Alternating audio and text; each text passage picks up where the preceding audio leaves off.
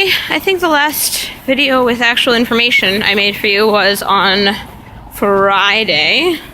So let me tell you, on Saturday,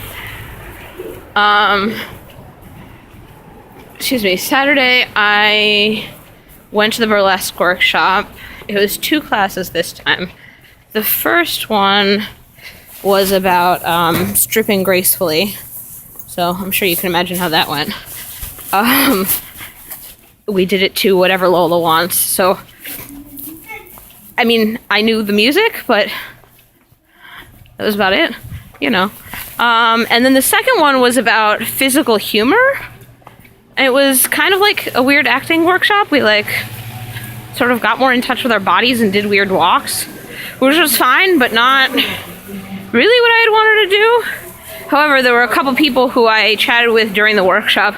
One of them, she was in, and I'm blanking on her name, maybe Jess was in both of them, and then Rin was only in the second one. And Jess had a line in the beginning. She was saying something like, "This is really difficult to do when you have all the sex appeal of Miss Frizzle." And I almost died. And it turns out that Jess and Rin know each other, so Rin joined for the second one. And then we went out for food after. I wouldn't really call it lunch or anything. We went out for food after, and I don't know how it came up, but I was basically like, well, what prompted you to talk to me? And so Rin had majored in costume design in university. So in the beginning of the second workshop, the teacher, I guess, or leader, asked about different kinds of humor. What are some different kinds of humor? And I mentioned Noises Off, which flagged me to her as a theater major. And she was like, no, that one.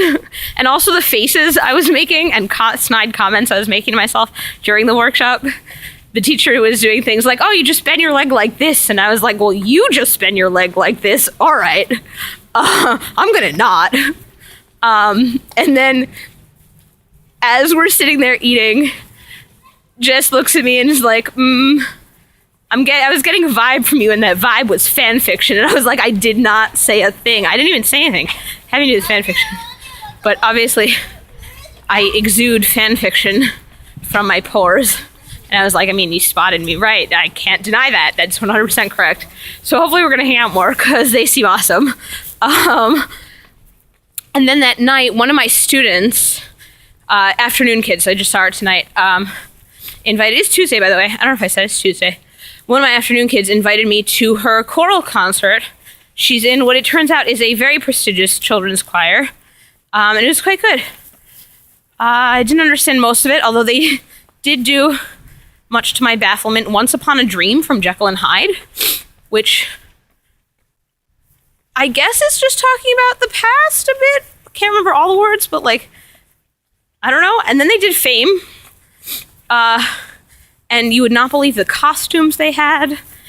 We're talking more show choir in terms of costumes, but mostly they were standing still. It was an experience. It's very much an experience. So that was Saturday. Sunday, I was supposed to have lunch or dinner with Song, but he canceled. On the other hand, I started talking to a bunch of nice people online, so that's good.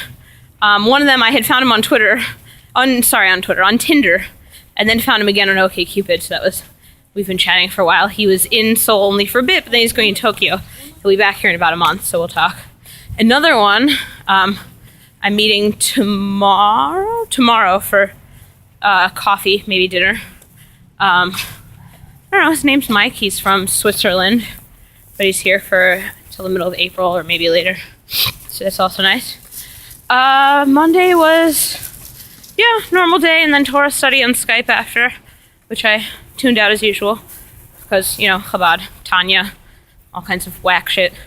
And then tonight, I taught, and then I'm meeting up with Ryan and Joe because Ryan is leaving, and we are giving Ryan's futon to Joe. We're moving Ryan's futon over to Joe's apartment, and then we're going out for dinner, and then we're going to go liberate Ryan's bicycle, which sounds like theft, but in fact, Ryan locked up his bike in November.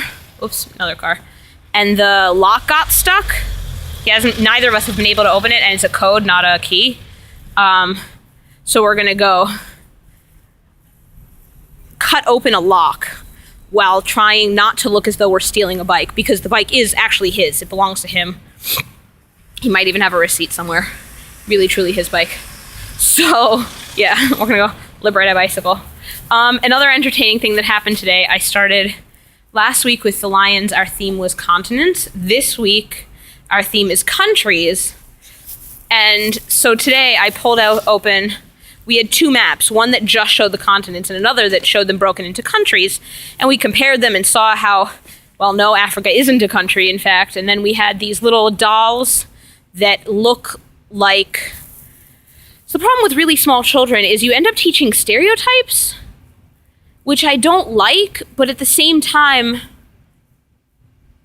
like I have 3 lessons, and one of them has to be a writing thing. So I really have a total of an hour, 2 half-hour lessons, to teach them about all the countries of the world. So, like, you sort of have to rely on a certain number of stereotypes to give them a basic grasp of what's going on. So, like, yes, the little fabric figures we had for Egypt do look like ancient Egyptians, which is not currently accurate. And the Native American ones are wearing a feather in their headband. I mean, they're little felt things. Like, I can't ethically cut off. I don't know how I feel about cutting off and the feather on the thing. I think it'll fall apart. But yeah, like,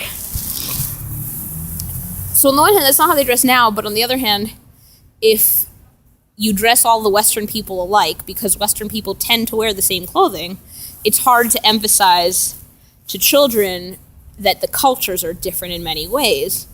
I mean, if you want to go further, the little one from France had a beret and was a painter and a twirly mustache. So, like, I guess that goes both ways, but still, it's, like, slightly uncomfortable. Anyway, we pulled open this map, and oh my goodness, I was bombarded with questions, and they were hilarious. A sampling of them is on Twitter.